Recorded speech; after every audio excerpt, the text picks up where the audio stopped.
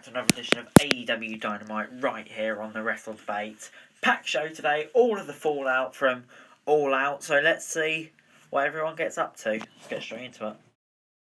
Show kicks off with the Jungle Boy and the Lucha Express versus the Lucha Bros. The match saw both teams go back and forth, throwing everything but the kitchen sink at each other, and which obviously made for a great match. Jungle Boy, however, rolled up Phoenix out of nowhere to pick up for the win this team. There's tension between Phoenix and Pentagon after the match. The Butcher and the Blaze separated them as Eddie Kingston calmed them down. Now, I really don't want the Lucha Bros to split up because they're so great together, so I'm praying that doesn't happen. Lance Archer then called out Jon Moxley ahead of their upcoming world title match before Matt Hardy came out to thank the AEW fans for their support and said he is expected to make a 100% full recovery. And obviously that's great to hear. And I'm not going to grade this, but it's just great to hear Matt will be back, and I can't wait to see him going after a world title even. Next up, it was Orange Cassidy versus Angelico. This is a pretty easy win for Orange Cassidy, despite getting hit with a cheap shot early on and hit him with a patent end orange punch for the win. Orange Cassidy was then jumped by Santana and Ortiz before the best friends came to save them, and they all hugged. Very nice. 6.25 out of 10 for the average squash match. But then Kenny Omega and the Young Bucks attacked Alex Marvez while he was trying to interview them. Nice. But anyway, next it was Kip Sabian announcing the identity of his best man. Loads of people walked out and he told them it wasn't them, before eventually Rusev, or Miro was it? Wow, I did not see this coming. Miro said he was finally in AEW and he was ready to show he's one of the best in the business. Just get best man.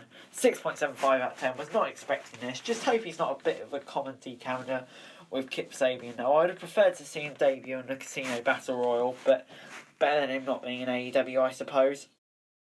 Next up, it was Chris Jericho and Jake Hager versus Sonny Kiss and Joey Janela. Kiss and Janela made a great start to the match, taking the fight to the two Inner Circle members. Jericho and Hager then sat up a chair in the ringside, and Hager went to powerbomb Janela through it. The match spilled outside, Jericho and Janela brawling. Sonny Kiss did a great job after seeing that Janela was out for the count. It was only Jericho unloading the fire extinguisher and Hager planting Kiss to get the win. 6.75 out of 10. Great match, and afterwards Jericho announced he wants to go after FTR, and I wouldn't mind seeing that. Then Jon Moxley replied to Lance Archer before FTR came out to celebrate their win. They said they're the best tag team in the world before taking little digs at all the teams on the outside before the Jungle Boy and the Lucha Jurassic Express couldn't take it anymore, and it got a bit heated. They came in the ring before they unloaded an icebox on FTR. They were furious.